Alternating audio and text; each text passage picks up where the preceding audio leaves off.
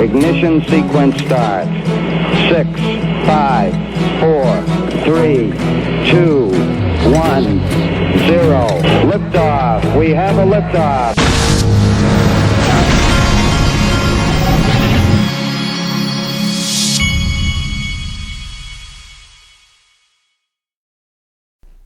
Hey everybody, this is the Digital Asset Investor, and this caught my attention this morning. CoinDesk put out this article, From Regulatory to Technological, there are a number of risks affecting the long-term value propositions of Bitcoin and Ether.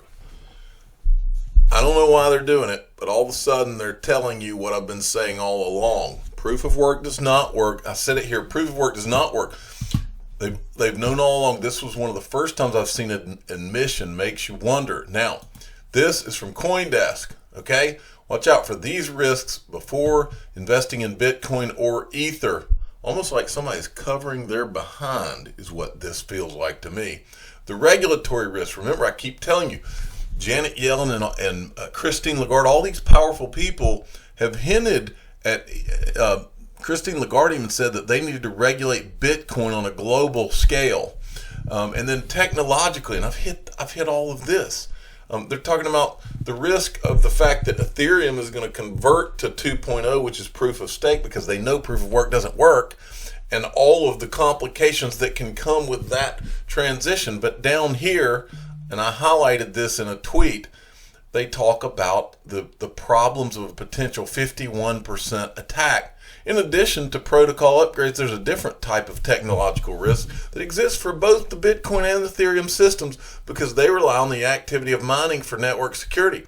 A hostile actor could launch what is called a 51% attack and censor blockchain transactions or cancel approved blocks by taking control of the majority of miner hash power. Now I want you to think about something. You've been hearing about all these people that are all these companies that are getting their treasuries to invest in Bitcoin. What happens to those companies from a lawsuit perspective when one of those shareholders, let's say that something like this happened, one of those shareholders points at that company and says, you know what, you knew that this could be 51% attack. You knew that there were some problems with proof of work blockchains, and you got us to invest this treasury in it anyway.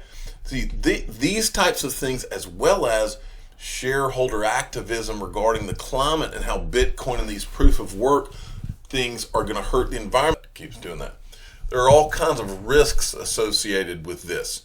Okay, so anyway, and here's the tweet. This is from CoinDesk, which is owned by the Digital Currency Group, which is run by Barry Silbert, who has been touting Bitcoin like crazy for 2 years. Pay attention. And I love this. But and that's the 51% attack thing. But the point is, I've always felt, and I'm not saying that Barry Silbert's doing this, but I've always felt that there was a lot of powerful people who had gotten behind Bitcoin and Ethereum from the beginning, and I've always felt like they wanted to ride it to a certain point, and that then they were going to jump off that train because they know it doesn't work. They know it. This is what's always bothered me about what all these guys that are coming out, all they want to do is Bitcoin, Bitcoin, Bitcoin, but they don't ever want to get specific on what it is that's so great about Bitcoin from a technological standpoint. Why did you have to call it a store of value? You had to call it that, and you know it. But you called it a store of value because you knew that it didn't have the technology to take it to the next mile. Proof of work does not work, and they know it. They all know it. Now, to something funny. This is Alex Jones describing. I want you to think about how sick you would be. This is Alex Jones describing how he was given 10,000 Bitcoin by Max Kaiser a long time, like 10 years ago. Listen to this. And Max Kaiser comes to me and he says, I have 10,000 Bitcoins for you. This is the future. It'll be the new global currency. He's on record. And I'm like drinking wine and eating fucking steak at night. And I go, okay, great. I lost the laptop. He put the 10,000 on. Today, what's 10,000 Bitcoins worth? A lot. Yeah. 10,000 times 50. 5 million? 50, yeah, 500,000? Mm-hmm. $510 million. Yeah. $510 million. You fucking idiot. Isn't that the truth? Find that laptop. Okay. All right, moving along. So Jeremy Hogan weighed in. We talked in the last video how there's a lot of discovery going on with the SEC Ripple lawsuit. He did a new video. This clip is, I think, one of the exhibits where they're asking for cell phone records from Brad Garlinghouse and Chris Larson. That's the way I understood it. If I were Ripple, I'd be asking for the cell phone information from Jay Clayton, because that is what I'd want to get my hot hands on. And I would want to get the which I'll show you in an article here in a minute. I would want the cell phone information from Jay Clayton, as well as William Hinman, who's the SEC official that walked to the microphone in 2018 and gave Ethereum and Bitcoin a free pass. I would love to have those two cell phones for discovery. But here's Jeremy Hogan. Here's an interesting couple of minutes he did on this. Tells us right in its letter to the judge. So let's take a look. Look at that. Quote, these allegations also the basis of Ripple's attempts to seek a multitude of privileged SEC deliberations will lead to wasteful forays in this litigation. Close quote. Look at that again. Ripple attempts to seek a multitude of SEC deliberations. Now, to its credit, the SEC isn't hiding the ball. What's going on here is that the discovery phase of the case has begun, and there have been formal requests for documents and written responses to questions. And one of those questions and documents Ripple wants to get are the transcripts of the SEC deliberations about XRP, when it was talking about whether XRP is a security or not, what it told various exchanges that wanted to sell XRP. And what this paragraph tells me is that not only is the SEC worried about the affirmative defense, they are also worried about what Ripple might find out in discovery, because you are only allowed to get discovery on things that are reasonably relevant to the lawsuit at hand. I use the example, if I sue you for money that you owe me, I don't get to ask about your daughter's personal life in discovery at a deposition. It's not relevant. If the SEC wins on this motion, most of those questions about FinCEN and discussion with exchanges and all that stuff becomes not relevant to the case, and it's not discoverable. So that's why this is a key motion. So the SEC is fighting to get the defense removed, not only to remove the defense, but also to keep Ripple from obtaining certain discovery.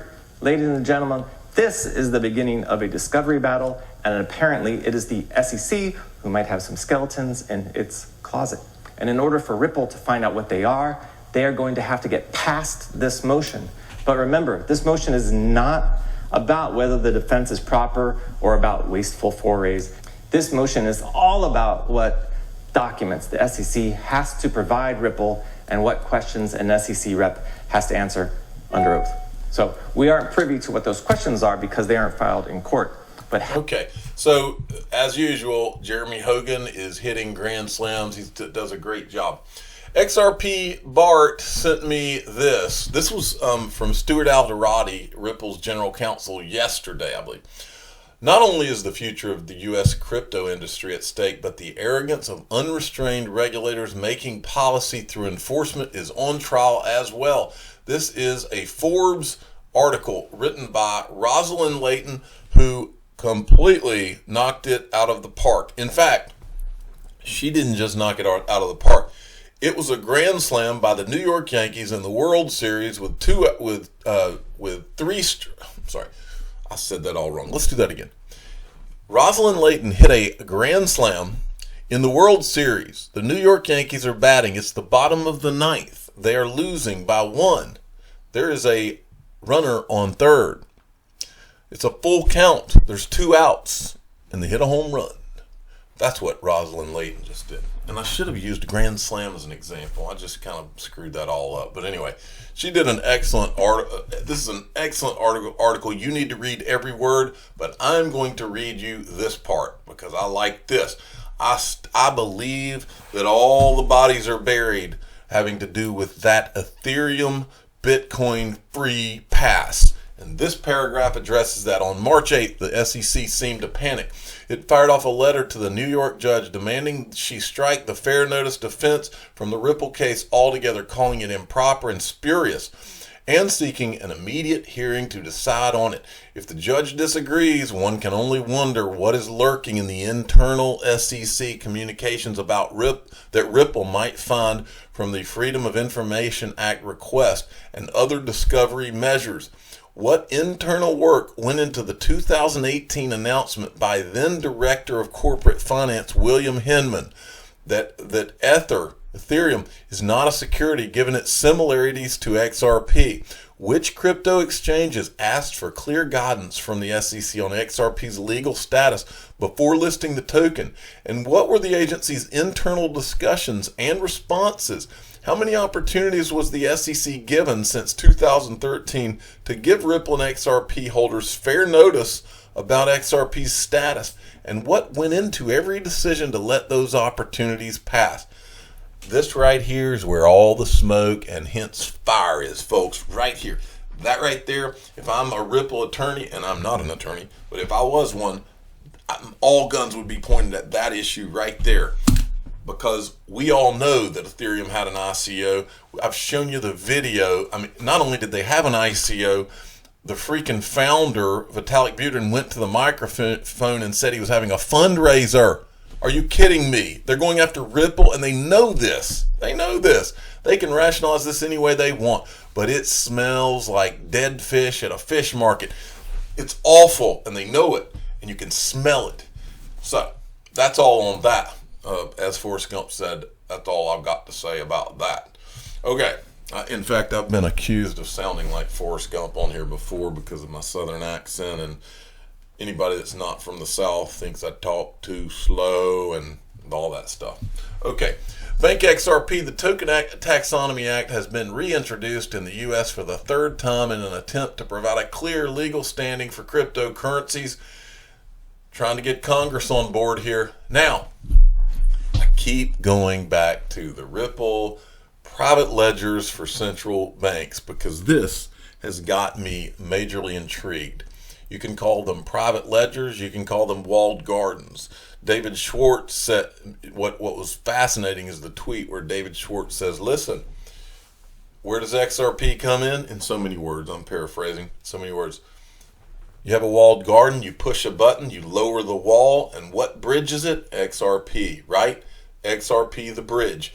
So, and my question that I keep asking on this channel, and I could go company by company, if you're going to have walled garden central banks, why would you not, or private ledgers, why would you not have walled garden private ledgers for major companies, major banks? Well, just as one example, I wanted to show you this one.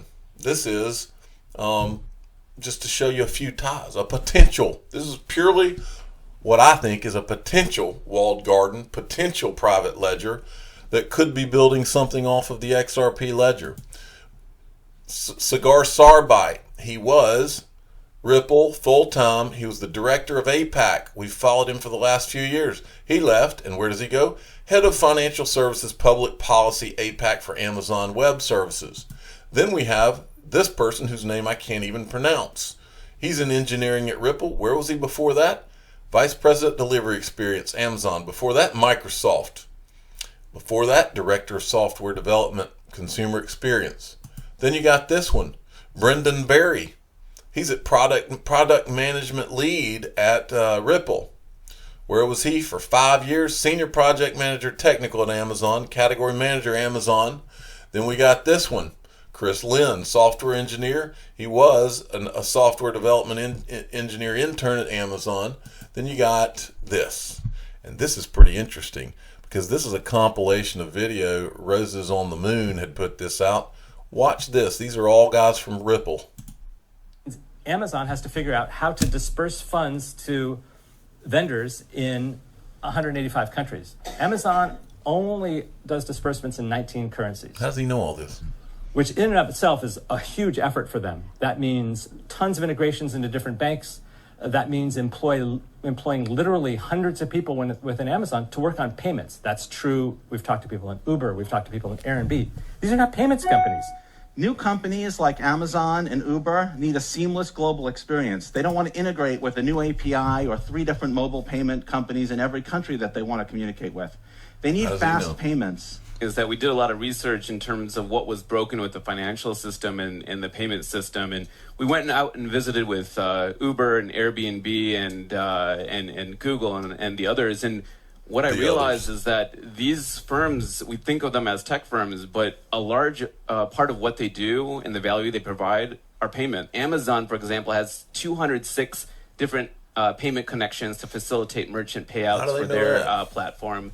And so, they're pushing innovation. And I don't think that they should be in the payment business. I think that they should use, other. He doesn't think Amazon should be in the payment business. That reminds me of what I mentioned the other day. Remember when Brad Garlinghouse was at Yahoo and he did the Peanut Butter Manifesto? The whole point of the Peanut Butter Manifesto was to not spread yourself thin. Do what you do. So like he just said, why would Amazon get in the payment business? It makes you think. Technologies instead of, and focusing on what they're really good at. And so, their role right now has been to push innovation. And I think that's a good thing. But in the future, we're hoping that there's other solutions like the ones Ripple provides so that they don't have to get in that business. The way that these companies move money today is essentially they become their own payment company. And they're out there integrating, as depicted on this picture, hundreds of systems around the world. Amazon, 200 people in Seattle working on payments.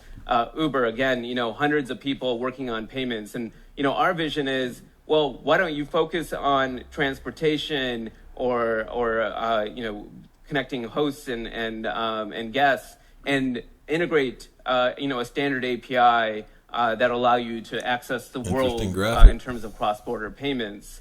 And this is a vision that we've been working on for the last 5 years.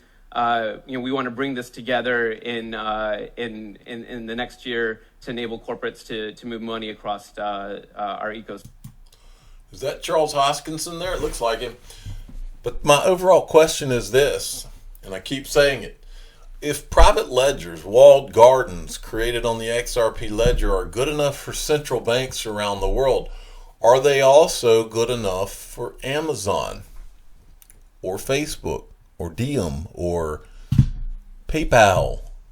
Okay, I wanted to show you something my dad did. My dad is he's on the Flare network putting these basic videos together that he calls them for the average person.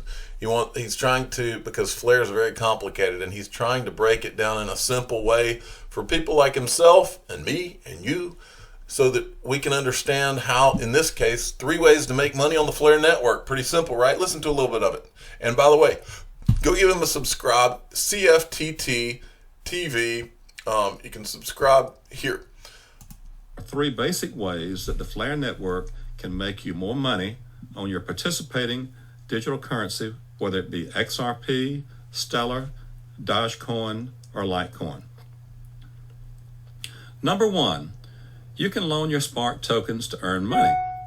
Number 2, you can stake your crypto to the Flare network to earn passive income from the Flare Time Series Oracle. And number 3, you can make money on decentralized financial applications.